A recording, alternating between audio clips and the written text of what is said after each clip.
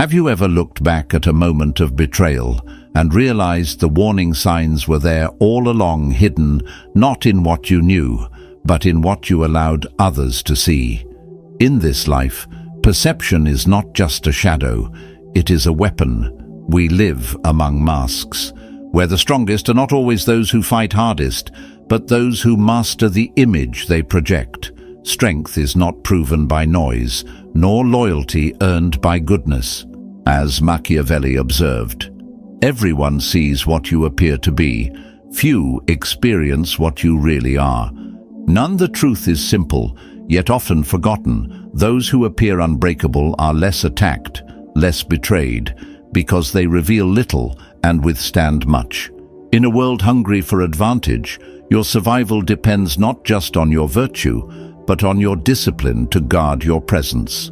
Today, we will explore 5 timeless rules drawn from Machiavellian insight and sharpened through the lens of Stoic philosophy principles that will help you move through life untouchable. Stay with me, because what you learn next may quietly change the way you are seen and the way you win. Rule 1. Control your image. Hide your weakness. Let's talk about a hidden law that shapes every interaction you have. People do not respond to your true intentions. They respond to the image you project. Think back for a moment. How many times have you entrusted someone with your vulnerabilities only to later feel exposed, betrayed, or quietly judged? Maybe you opened up to a colleague, hoping for understanding, only to hear your private worries echoed as gossip. Maybe you confided in a friend, only to sense their silent withdrawal. The pain is not just in the betrayal, it's in the realization that your openness became a weapon in someone else's hands. Machiavelli understood this brutal truth. Do not give the world a blueprint for your destruction. When you reveal your weaknesses openly, you teach others exactly where to strike. This does not mean closing yourself off from humanity. It means practicing emotional discipline. Your pain, your fears, your doubts, these are not shameful. They are sacred. They deserve protection, not public display. Picture 2 leaders in the same storm. One wears his heart on his sleeve, confessing every anxiety in an attempt to bond. The other speaks little, remains composed, and reveals only what is necessary. When the crisis comes, layoffs, rumors, competition, who do you think people rally behind? Who do they hesitate to challenge? It is always the one who maintains an air of mystery, whose steadiness becomes a silent shield, their calmness becomes power, their restraint becomes respect. Why? Because perception shapes reality. People don't assess rationally, they judge instantly by posture, by tone, by presence. When you radiate strength, even in silent struggle, others begin to treat you as if you are strong. Their treatment reinforces your reputation, and reputation, in the harsh economy of human interaction, is everything. This is why those who are unreadable are often the most respected, even feared. When you reveal little, you become unpredictable, and unpredictability is a shield, because those who cannot read you hesitate to attack. Machiavelli never advocated becoming cold or inhuman. He urged strategic self-control. Share your authentic emotions, but only with the rare few who have proven, over time, that they deserve that trust. To everyone else, become a mirror, reflecting back only what you choose, never exposing what you protect. Think of it as a form of emotional self-defense. Just as you would never leave your home unlocked in a dangerous city, you must not leave your inner world exposed in a landscape filled with self-interest. Not everyone intends to harm you, but enough will act for themselves that unchecked vulnerability becomes a risk. The strongest people are often the quietest. They watch, they listen, they speak sparingly, They absorb setbacks privately and re-emerge without visible cracks. Their silence unsettles. Their resilience commands. Here is the shift. Instead of reacting, you begin observing. Instead of explaining, you become intentional. Instead of revealing your wounds, you reveal your resilience. Over time, people will come to see you not as cold, but as composed, not as detached, but as formidable. Those truly worthy of your trust will earn their place over time. The rest will learn by your presence alone that you are not someone to be underestimated. So, ask yourself, would you rather be momentarily liked for your openness, or permanently respected for your strength? In a world shaped by perception and sharpened by competition, sympathy fades, but respect endures. At the end of the day, when you control how others see you, you protect not just your peace, but your future. That is not coldness, that is wisdom in its highest form. Rule 2. Trust little. Test often. Let's talk about one of the hardest but most liberating lessons Stoicism can teach us. Trust is not a given. It is a reward earned slowly through repeated proof. In a world where betrayal rarely comes from open enemies, but often from those we welcomed too soon, the wise man learns to hold back his trust, to test often, and to see clearly. Picture this. The person who may one day betray you is not some distant threat. They may already be sitting beside you, smiling, offering kindness not necessarily out of malice, but out of shifting circumstance. Life, as Seneca reminds us, is fluid. People's allegiances, like the seasons, change without warning. The greatest wounds do not come from strangers. They come from misplaced faith, from believing that loyalty is static, that hearts remain unchanged. How often have you shared your heart with someone, believing in their goodwill, only to find your openness twisted into a blade against you? Maybe it was a friend who whispered your secrets into other ears. Maybe it was a colleague whose ambition outweighed their loyalty. These betrayals feel personal, but in truth, they are simply the unfolding of natural law when pressure mounts or incentives shift. Most will choose themselves over you. A Stoic does not see this with bitterness. He sees it with clarity, as Epictetus taught. First say to yourself what you would be, and then do what you must do. And what you must do is live by this second rule: trust little, test often. This does not mean living in fear or suspicion. It means living in awareness. It means understanding that words are cheap, but patterns are priceless. Do not be impressed by declarations of loyalty. Be patient. Watch how a person behaves when you are of no use to them. Watch what they say of others when backs are turned. Watch whether they defend you when you are not there to defend yourself. True character is revealed not when you are watching, but when you are absent. One powerful strategy aligned with Stoic wisdom is what could be called the silent test. Share a minor piece of information, nothing dangerous to you, but something trackable, and observe.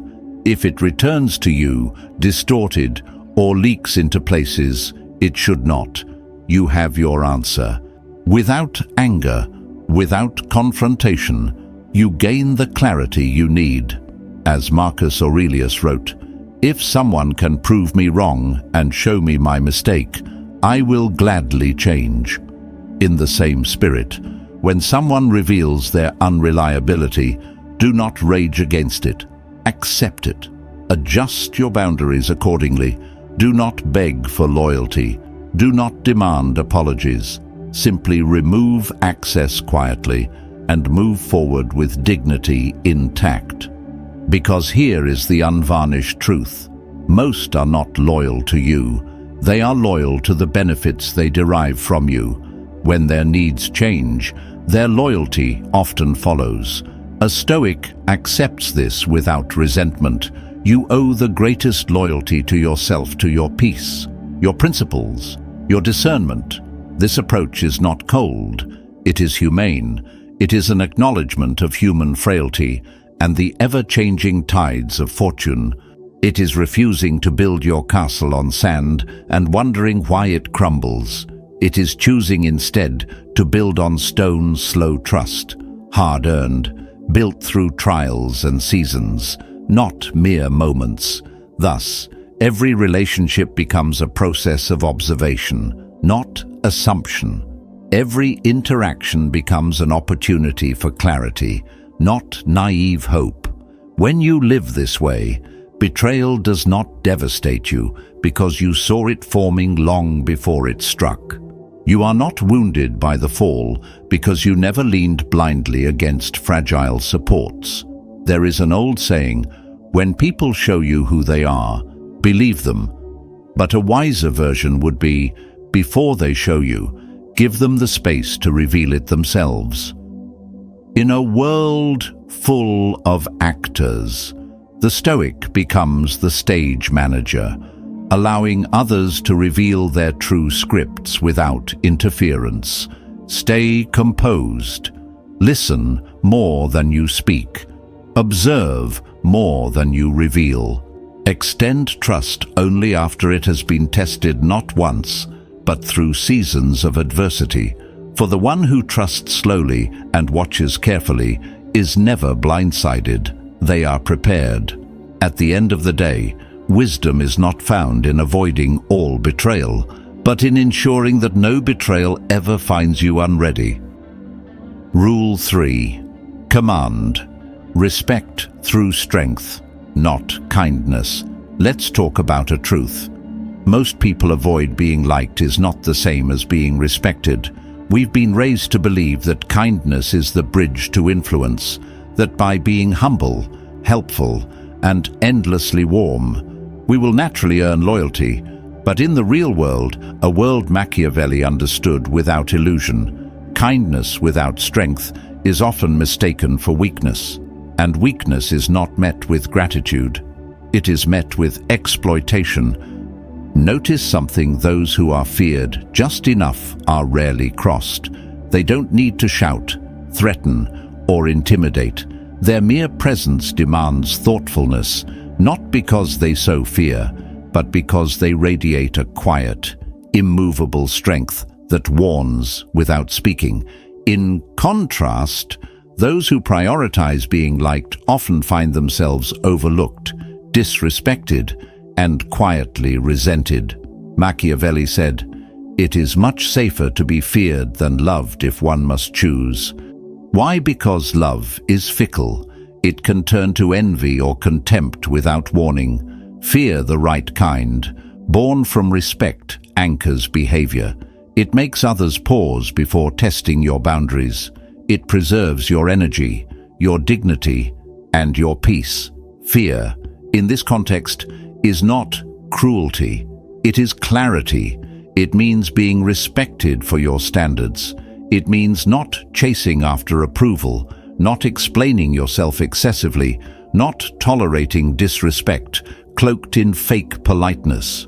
It means moving through life with measured kindness, not blind generosity. Too many people weaponize their own kindness against themselves.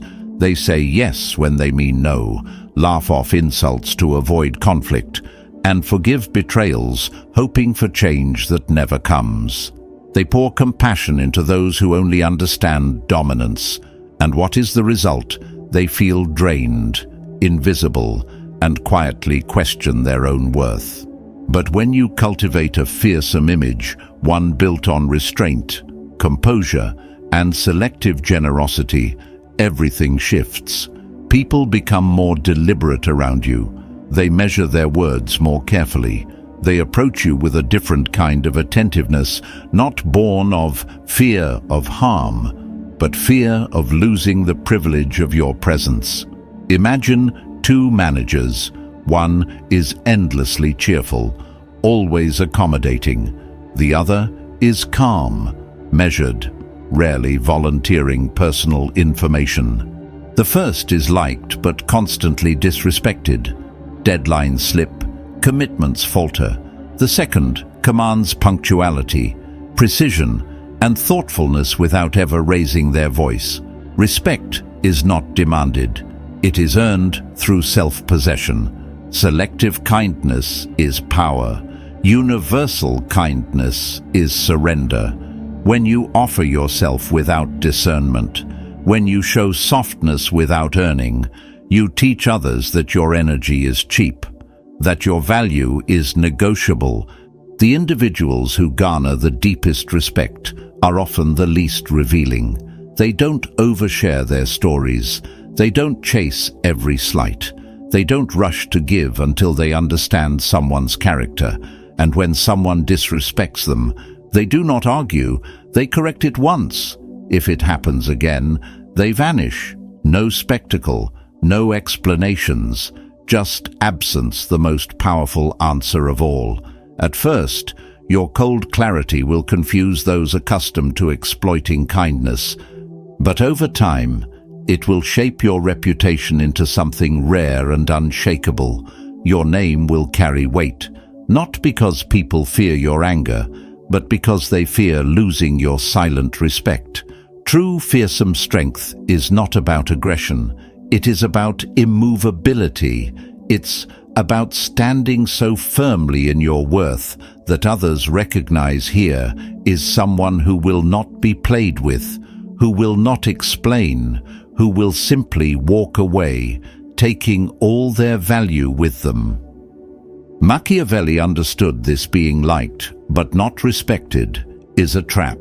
People who like you may still betray you. Those who respect you, they hesitate. So ask yourself, are you afraid of seeming too cold, or are you more afraid of being drained again by those who never deserved you? Be warm when it is earned. Be generous to those who prove their loyalty. Be kind, but never at the cost of your dignity. Because people do not fear anger, they fear confidence. They fear composure. They fear the one who never flinches, never bows, and never begs. At the end of the day, you don't need to be loved by everyone. You only need to be respected by the few who matter and feared by the ones who would dare cross you. Rule 4. Control the game master yourself. Influence the world. Let's talk about one of the most misunderstood elements of power, the art of emotional sovereignty. In a world governed by perception, those who react lose, and those who remain unmoved lead. Machiavelli understood this better than most. He did not believe life was fair or that virtue alone would protect you. He saw life as a chessboard, one where every emotional reaction is a piece sacrificed unnecessarily, and every calculated silence is a step closer to victory. How many times have you walked away from an argument or a confrontation and realized you gave away too much? Your agitation, your defensiveness, your need to explain all gifts handed to someone who now knows exactly where to strike next. You didn't lose because you lacked strength. You lost because you reacted. And in the language of Stoic philosophy, to react impulsively is to surrender mastery over yourself. Machiavelli's wisdom is clear. Never react, only manipulate. True strength moves without sound, thinks before speaking, and strikes only when the outcome is certain. Real power does not scream. It whispers, it watches, it allows others to reveal themselves while remaining an unreadable force. The Stoics taught that the greatest victory is over one's own mind. When you react emotionally, you expose your soul's architecture, your fears, your insecurities, your desires. You reveal to others where to press, where to dig, where you are most vulnerable. As Marcus Aurelius reminds us, the soul becomes dyed with the color of its thoughts. Those who seek mastery must begin with their own impulses. When insulted, you do not rush to defend yourself. You pause. you absorb. You respond if necessary with measured words or, often more powerfully, with silence. A steady gaze, a calm, noted, or a slight, knowing smile can destabilize an entire assault without ever raising your voice. In the grand theater of human affairs, he who controls his face controls the room. When others rage, you remain composed. When others seek immediate validation, you wait, knowing that endurance outlasts noise. Your refusal to react becomes your most unbreakable armor. Relationships, too, are battlefields of influence. How often have you been dragged into fruitless arguments or endless explanations?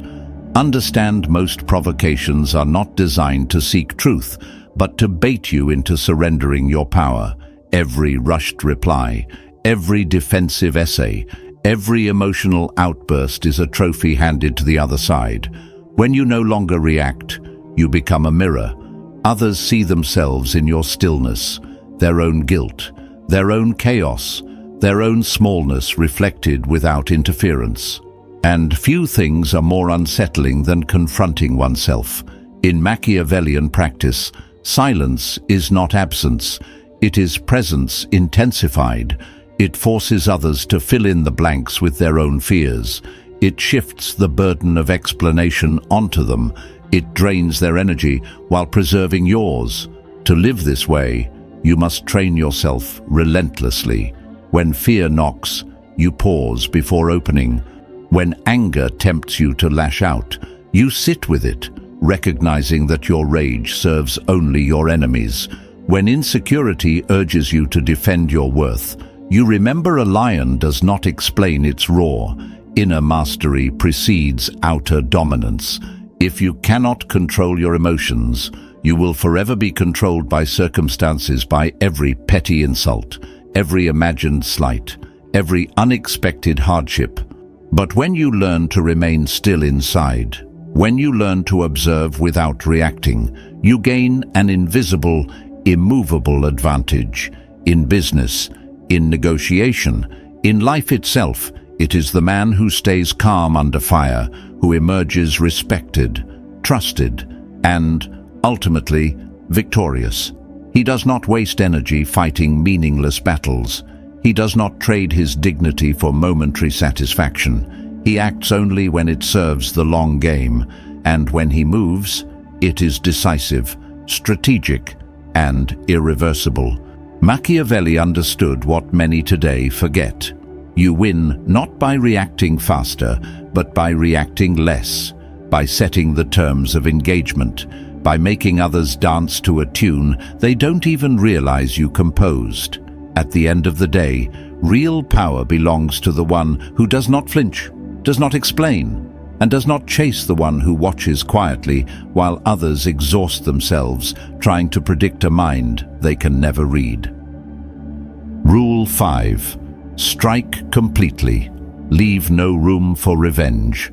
Let's talk about one of the most decisive moves in the art of survival when betrayal reveals itself. You do not hesitate. You do not negotiate.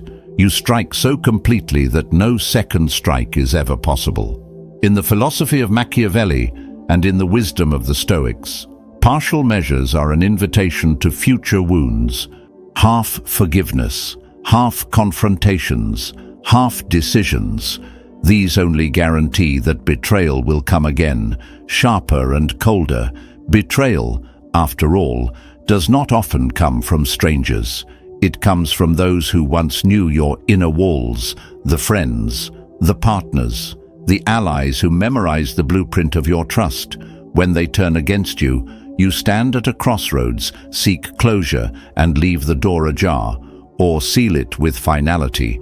Machiavelli was clear. If an injury must be done, it should be so severe that the victim need not fear retaliation. Mercy, in the face of true betrayal, is not virtue, it is negligence. You think you're rising above, but you are only granting the traitor time to reload, to sharpen their weapons, to strike deeper when you are even more vulnerable. The Stoic does not indulge in vengeance for its own sake. He acts with discipline. He strikes not from passion, but from clarity. When the mask falls and the enemy shows their face, you do not argue, you do not explain, you watch, you gather your understanding, and when the moment is right, you move with precision, silently, without fanfare, without a second glance. Your action must be so absolute that their access to you, their influence over you, dissolves like mist in sunlight. In the workplace, it might mean quietly documenting betrayal until the structure collapses under its own weight, only after you have already secured your own future. In personal life, it might mean complete and permanent removal, without the need for dramatic exits or explanations. No contact, no conversation, no opportunity for rebuttal. You owe no second invitation to those who showed you they are capable of harm. As Marcus Aurelius taught, the best revenge is to be unlike him who performed the injury. Do not strike emotionally, strike strategically, because the enemy you wound but leave standing spends every moment rebuilding, plotting, waiting. Mercy to a traitor is not kindness, it is weakness. Forgiveness offered without wisdom is not healing, it is an opening. The wise do not threaten, they do not shout, they do not explain their justice. They simply act, and the consequences speak louder than any warning ever could. When people see how decisively you deal with betrayal, how final and irreversible your judgment is, they remember, they adjust, they hesitate before ever thinking of crossing you. This is not cruelty, it is self-respect. It is the highest form of self-preservation to protect your peace so fiercely that betrayal becomes an impossibility, not because people have changed, but because they know you are no longer someone they can touch without cost. So when that moment comes, when the knife is still fresh, do not respond with wounded pride or broken anger. Respond with silence, with planning, with absolute removal. Strike completely and leave no room for revenge to fester. At the end of the day, true strength is not shown by how many battles you fight, but by how few enemies dare to lift a hand against you again. When betrayal reveals itself, don't flinch, don't chase, don't explain. Protect your peace with quiet strength and decisive grace. Comment earned, not given, if you're ready to guard your loyalty wisely. Subscribe to stay sharp, because in the next lesson, we'll go even deeper into mastering the art of resilience.